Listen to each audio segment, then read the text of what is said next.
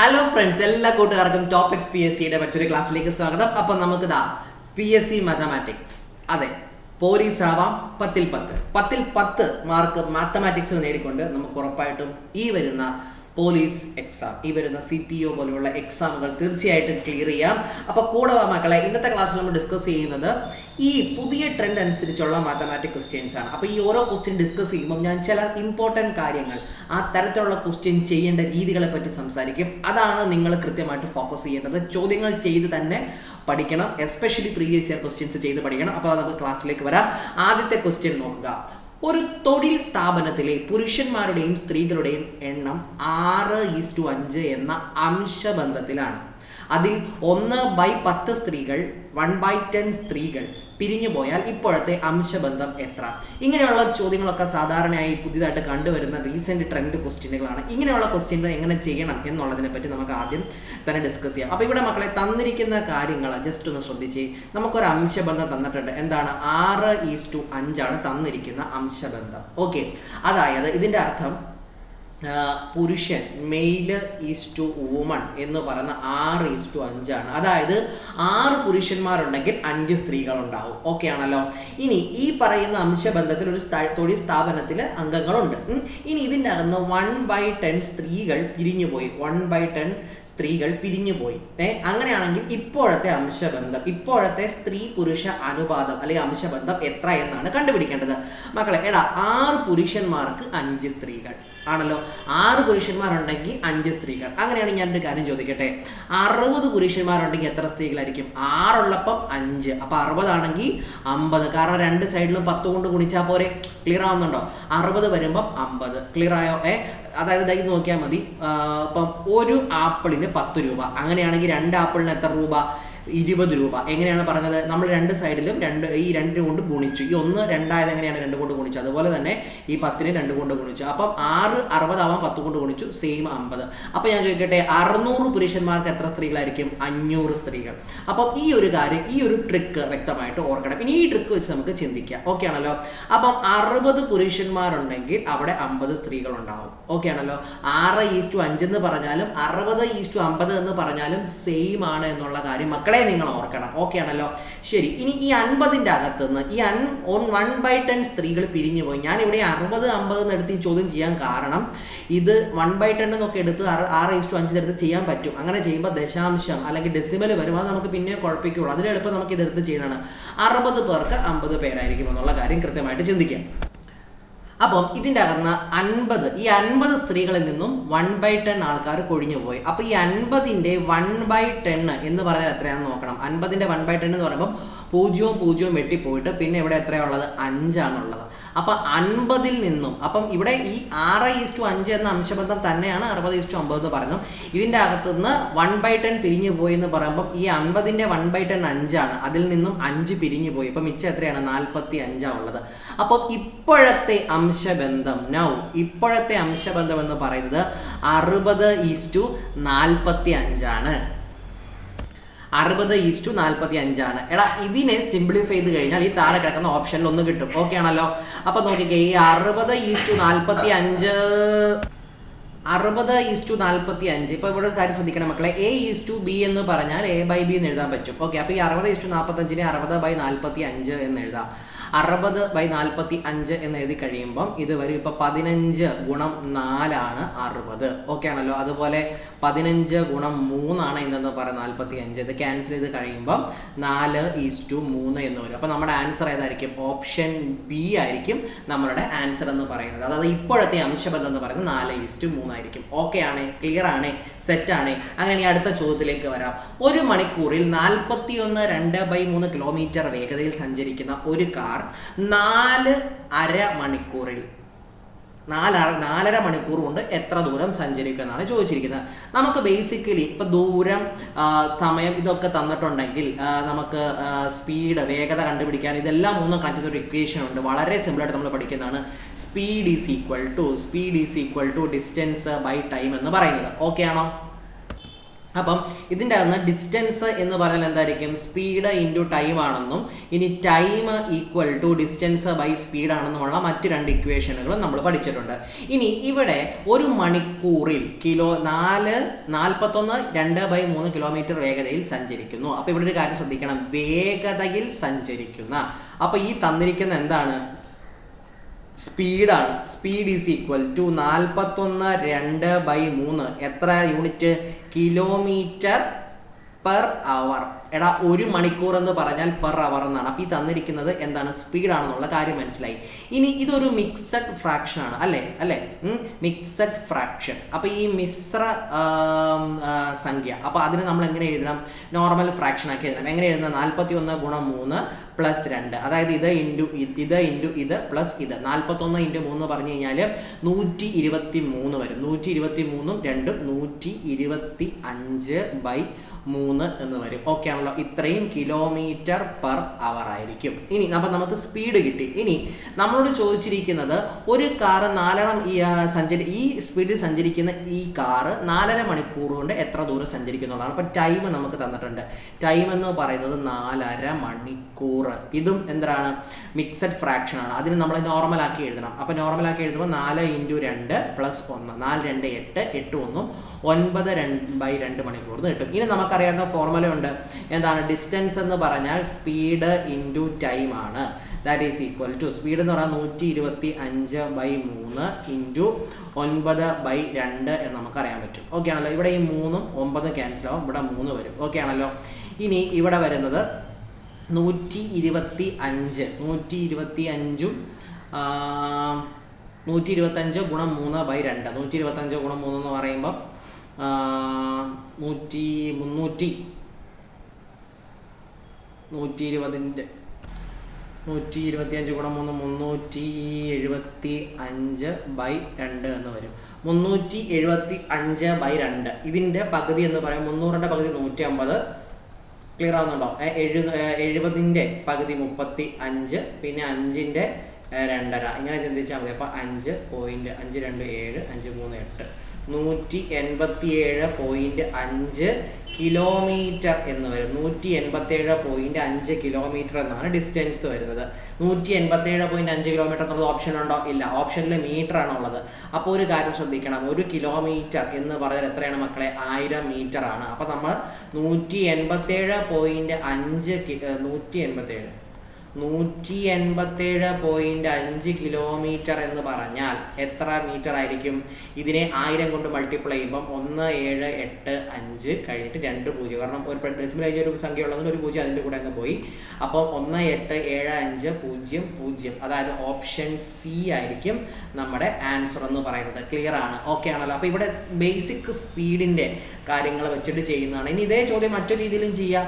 നോക്കുക, 1 മണിക്കൂറിൽ ഇത് എത്ര കിലോമീറ്റർ സഞ്ചരിക്കും? 1 മണിക്കൂറിൽ ഇത് 125/3 കിലോമീറ്റർ സഞ്ചരിക്കും. അങ്ങനെയാണെങ്കിൽ 4.5 മണിക്കൂർ എത്ര സഞ്ചരിക്കും എന്ന് കണ്ടുപിടിക്കാനാണ് ചോദിച്ചിരിക്കുന്നത്. ഇതിനെന്ത് ചെയ്താൽ മതി? ഈ 1നെ 9/2 കൊണ്ട് ഗുണിച്ച പോലെ തന്നെ 125/3നെ 9/2 കൊണ്ട് ഗുണിച്ച് കഴിഞ്ഞാൽ പെട്ടെന്ന് അങ്ങനെ കിട്ടും. ഇത് മറ്റൊരു രീതിയിൽ, ഈ ഫോർമുല അറിയാൻ മേലാന്നുണ്ടെങ്കിൽ ആ ഒരു രീതിയിലാണെങ്കിലും ചിന്തിച്ച് ഈ ചോദ്യം ചെയ്യാനായിട്ട് സാധിക്കും. ഓക്കെ ആണല്ലോ, സെറ്റ് അല്ലേ? അടുത്ത ചോദ്യത്തിലേക്ക് കടന്നു വരാം.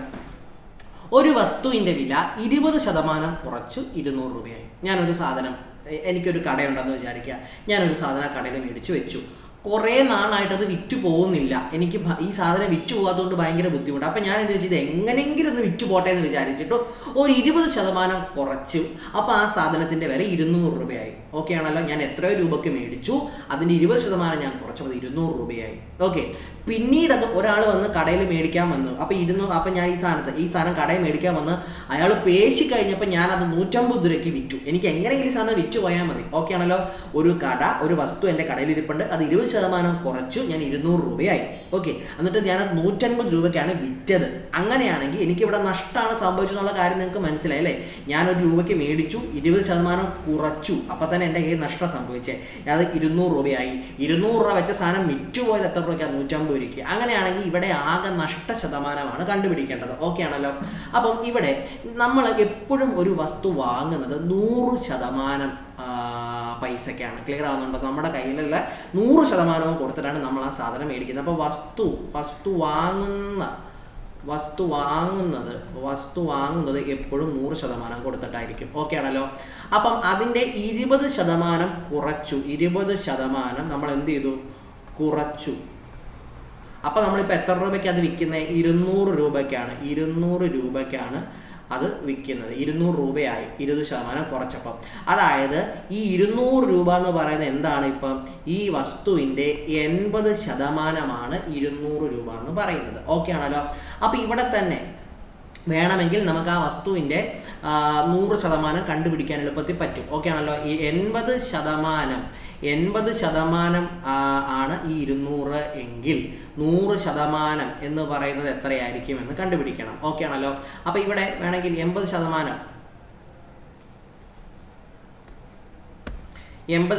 200 ആണെങ്കിൽ 1% എന്ന് പറഞ്ഞു കഴിഞ്ഞാൽ 200/80 ആയിരിക്കും. അപ്പം 100% എന്ന് പറയുന്നത് രണ്ട് സൈഡിൽ 100 കൊണ്ട് ഗുണിച്ചാൽ മതി. 200/80 × 100.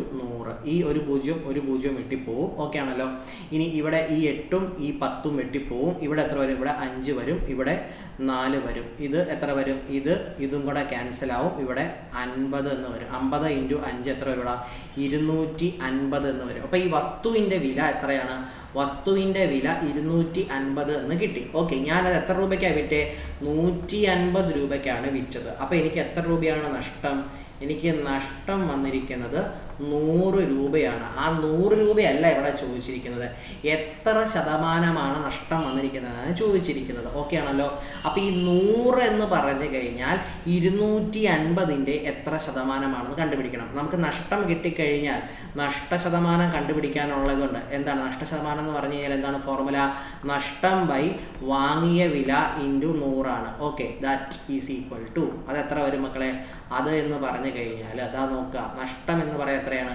നഷ്ടം എന്ന് പറഞ്ഞാൽ 100 ആണ്. വാങ്ങിയ വില 250 ആണ്. അതിനെ 100 കൊണ്ട് ഗുണിക്കുക. ഇവിടെ ഒരു 0 പോയി. ഓക്കെ, ക്ലിയർ ആണ്. ഇവിടെ ഈ 25ഉം ഈ 100ഉം പോയി. 4 ആവും. 4 × 10 പിന്നെയുള്ളത്, അതായത് 40% എന്ന് കിട്ടും. അതായത് ഈ 100 എന്ന് പറഞ്ഞാൽ ഈ 250ൻ്റെ 40% എന്ന് നമുക്ക് വ്യക്തമായിട്ട് പറയാനായിട്ട് സാധിക്കും. ഓക്കെ ആണോ? ക്ലിയർ ആണോ? അപ്പോൾ ഒരു വസ്തുവിൻ്റെ വില 20% കുറച്ച് 200 രൂപയായി. പിന്നീട് അത് 150 രൂപയ്ക്ക് വിറ്റു. എങ്ങനെയാണെങ്കിൽ ആകെ നഷ്ടശതമാനം കണ്ടുപിടിക്കാൻ പറയുമ്പോൾ നമ്മൾ ആ ചെയ്തു വരുന്ന രീതി കൃത്യമായിട്ട് ഒന്ന് മനസ്സിലാക്കണം. ഓക്കെ ആണേ? സെറ്റാണേ? അടുത്ത ചോദ്യത്തിലേക്ക് വരാം. വിട്ടുപോയ സംഖ്യ ഏത്? മക്കളെ, ഇതൊക്കെ ഈ നമ്മളൊക്കെ നിങ്ങൾക്കറിയായിരിക്കും, SSC UPSC പ്രിലിംസ് എക്സാമിന് വരുന്ന ചോദ്യമാണ്. ചോദ്യം കണ്ട് നിങ്ങൾ പേടിക്കേണ്ട ആവശ്യമില്ല. ഇതെന്തിന് ഞാനിവിടെ ഇത്തരത്തിലുള്ള ചോദ്യമാണ് ഇതെന്ന് പറയുന്നത് വെച്ച് കഴിഞ്ഞാൽ, നമ്മൾ നോർമലി ഒരു സംഖ്യാശ്രേണി തരുമ്പം എന്താണ്, ഇപ്പം 10, 43, 175 ഒറ്റയടിക്ക് 2815 ആയി. നമ്മളിവിടെ നോക്കുമ്പം ഇത് തമ്മിൽ നമ്മൾ ബന്ധിപ്പിക്കാൻ നോക്കും അല്ലേ? അതായത് 10 നോർമലി അങ്ങനെ ചെയ്യുന്നത്. അതായത് 45ഉം 10ഉം കുറയ്ക്കുമ്പോൾ 33, പിന്നെ 175 ഇതും കുറയ്ക്കുമ്പോൾ 130 ശിഷ്ടം വരും. അപ്പോൾ ഒരു ബേസിക് ഒരു റെഗുലാരിറ്റി ഇല്ലാണ്ടാണ് ഇവിടെ പോകുന്നതെന്ന് കാണാൻ പറ്റും. അപ്പം നമ്മളിവിടെ ചിന്തിക്കേണ്ടത്, ഇങ്ങനെയുള്ള ചോദ്യങ്ങൾ വരുമ്പം നിങ്ങൾക്കറിയാം, ഈ 10ൽ നിന്ന് ഒറ്റയടിക്ക് 43 ആയി, 43 അത് 175 ആയി, 175 എന്ന് പിന്നെ അത് ഏതോ നമ്പറിലേക്ക് വന്നു, അത് കണ്ടുപിടിക്കണം. അത് കഴിഞ്ഞ് ഒരു നമ്പർ 2815 ആയി. റാപ്പിഡായിട്ട് അല്ലെങ്കിൽ പടാന്ന് പറഞ്ഞ് നമ്പർ വലുതായിക്കൊണ്ടിരിക്കുക. അപ്പോൾ ഇവിടെ നോർമൽ ചെറിയ അഡീഷൻ ഒന്നും അല്ല, മിക്സഡ് ആയിട്ടുള്ള കാര്യം കടന്നു വരുന്നുണ്ടെന്നുള്ള നിങ്ങളുടെ മനസ്സിലേക്ക് വരണം. അതായത് ഈ 10ഉം 43ഉം തമ്മിൽ 10 43 എത്താൻ വേണ്ടി എന്തോ ഗുണിച്ച് അല്ലെങ്കിൽ എന്തോ കൂട്ടി അങ്ങനെ എന്തെങ്കിലുമൊക്കെ ഒരു കോമ്പിനേഷൻ ആയിരിക്കും. ഓക്കെ, അപ്പോൾ ഈ 10നെ 43 എഴുതാൻ പറ്റുന്നത് എങ്ങനെയാണ്? ഏറ്റവും എളുപ്പത്തിൽ 10നെ 4 കൊണ്ട് ഗുണിക്കുക, 40 വരും, +3. ഏറ്റവും സിമ്പിളായിട്ട് ചിന്തിച്ച് കഴിഞ്ഞാൽ ഇങ്ങനെ വരില്ലേ? ഓക്കെ, ട്രൈ ചെയ്ത് നോക്കാം. ഇനി അടുത്തത്, ഈ 43ൽ നിന്ന് 175ലേക്ക് എത്താൻ വേണ്ടി ഈ ഒരു ഇതേ പാറ്റേൺ ഒന്ന് ഫോളോ ചെയ്ത് നോക്കുക. അതായത് ഇപ്പം എന്തായിട്ട് 43 × 4 +3 എന്ത് കിട്ടുമെന്ന് നോക്കുക. 43 × 4 എന്ന് പറയുമ്പോൾ 3 12 ശിഷ്ടം 4 16 1 17 172 കിട്ടും. 172 3 175 എന്ന് വരും. ഇത് ഒറ്റയടിക്ക്, അതായത് എൻ്റെ ദിവ്യദൃഷ്ടി കൊണ്ട് ഞാൻ കണ്ടുപിടിച്ചതല്ല, ഇത് ബൈ പ്രാക്ടീസ്. ഇത്തരത്തിലുള്ള ചോദ്യങ്ങളിൽ മാത്തമാറ്റിക്സിനെക്കാട്ടിലും കൂടുതൽ ഒബ്സർവേഷൻ സ്കിൽസ് ആണ് വേണ്ടത്. കാരണം ഇത് മെൻ്റൽ എബിലിറ്റിയുടെ കീഴിൽ വരുന്നതെന്ന് നമുക്ക് വേണമെങ്കിൽ കണക്കാവുന്ന സംഖ്യാശ്രേണികളൊക്കെ. ഓക്കെ ആണല്ലോ? ഒബ്സർവേഷൻ ആണ് ഇവിടെ മെയിനായിട്ട് വേണ്ടത്. അപ്പം ഇവിടെ അടുത്തത് ഏത് വരും എന്നുള്ളത് നമുക്ക് നോക്കാം. അടുത്തത് ഏത് വരും? 175 ഇൻറ്റു 4 പ്ലസ് 3 എന്ന് വരും. 175 ഇൻറ്റു 4 എന്ന് പറഞ്ഞാൽ 700 അല്ലേ വരുന്നത്. 4 20 2 7 4 28 2 30 4 703 700 പ്ലസ് 3 703 എന്ന് പറയും. വേണമെങ്കിൽ സമയമുണ്ടെങ്കിൽ നിങ്ങൾക്ക് എന്ത് ചെയ്യാം, 703 ഇൻറ്റു 4 ചെയ്ത് നോക്കുക. 4 3 12 ഇഷ്ടം 1 4 1 5 7 4 28. ഓക്കെ, 20 ഇതൊന്ന് വരും 2 2 8 1 2 എന്ന് വരും. 4 ഇൻറ്റു 0 0 0 പ്ലസ് 1 വരും. ഇനി അതിൻ്റെ കൂടെ 3 കിട്ടുമ്പോൾ 2 8 1 5 എന്ന് വരുന്നുണ്ട്. അപ്പോൾ നമുക്ക് എന്ത് പറയാൻ പറ്റും? ഉറപ്പായിട്ടും ഇതിൻ്റെ ഉത്തരമെന്ന് പറയുന്നത് 703 ആയിരിക്കും, 703 ആയിരിക്കുമെന്ന് കൃത്യമായിട്ടും പറയാൻ പറ്റും. ഓക്കെ ആണേ? ശരി, ഇനി നമുക്ക് അടുത്ത ക്വസ്റ്റ്യനിലേക്ക് വരാം. ഒരു കുപ്പിയിൽ 0.9 ലിറ്റർ വെള്ളമുണ്ട്. 0.9 ലിറ്റർ വെള്ളം ഒരു കുപ്പിയിലുണ്ട്. ഓക്കെ ആണല്ലോ. ഇനി അപ്പോൾ ഇതൊരു കുപ്പിയുടെ കേസാണ്. അപ്പോൾ ആ ഒരു കാര്യം കൃത്യമായിട്ട് ചിന്തിക്കുക. ഒരു കുപ്പിയിൽ ഇതാ ഇത്രയും വെള്ളമുണ്ട്. ഇനി എൻ്റെ കയ്യിൽ എന്താ ഉള്ളത്? എൻ്റെ കയ്യിൽ മറ്റൊരു ഗ്ലാസ് ഉണ്ട്. ഈ ഓരോ ഗ്ലാസ്സിലും 0.15 ലിറ്റർ വീതം കൊള്ളും. അങ്ങനെയാണെങ്കിൽ ഈ 0.15 ലിറ്ററിൻ്റെ എത്ര ഗ്ലാസ്സുകൾ കൊണ്ട് ഈ 0.9 ലിറ്റർ ഈ കുപ്പിയിലുള്ള മൊത്തം വെള്ളം നിറയ്ക്കാനായിട്ട് എത്ര ഗ്ലാസ്സുകൾ വേണം എന്നുള്ളത്. ഒരു കുപ്പിയിൽ 0.9 ലിറ്റർ വെള്ളമുണ്ട്. 0.15 ലിറ്റർ വെള്ളം കൊള്ളുന്ന എത്ര ഗ്ലാസ്സുകൾ ഈ വെള്ളം കൊണ്ട് നിറയ്ക്കാൻ പറ്റുമെന്നാണ് ചോദ്യം. ഓക്കെ ആണല്ലോ. അതായത് ഈ കുപ്പിയിലെ വെള്ളം ഞാൻ ഓരോ ഗ്ലാസ് ഇങ്ങനെ ഒഴിക്കുകയാണ്. ഈ ഓരോ ഗ്ലാസ് എന്ന് പറയുന്നത് എത്രയാണ്? 0.15 ലിറ്റർ ഉള്ളതാണ്. അങ്ങനെ എത്ര ഗ്ലാസ്സുകൾ എനിക്ക് വേണമെന്നുള്ളതാണ് ചോദ്യം. ഓക്കെ ആണേ? ഓക്കെ, അപ്പം നിങ്ങൾ ഒരു കാര്യം ചിന്തിച്ച്, എൻ്റെ കയ്യിൽ ഇപ്പം ഒരു 100 രൂപയുണ്ട്. ഓക്കെ ആണല്ലോ.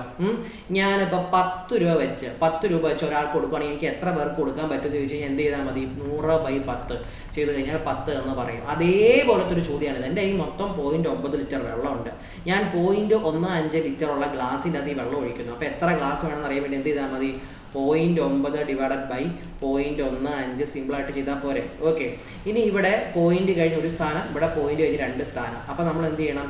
ഇവിടെ ഈ പോയിന്റ് മാറ്റാൻ വേണ്ടി, ഡിനോമിനേറ്ററിൽ പോയിന്റ് മാറ്റാൻ വേണ്ടി എത്ര? 100 കൊണ്ട് ഗുണിക്കുന്നു. അതേ നമ്പർ കൊണ്ട് ഇതും കൂടെ ഗുണിക്കുക. അപ്പോൾ ഇത് എത്ര വരും? അതാ നോക്കിക്കേ, ഇവിടെ 90 ഡിവൈഡഡ് ബൈ ഇവിടെ 15 എന്ന് പറയും. 90 ഡിവൈഡ് ബൈ 15 എന്ന് പറഞ്ഞു കഴിഞ്ഞാൽ 15 ഇൻറ്റു 6 ആണ് എന്തെന്ന് പറയുന്നത്?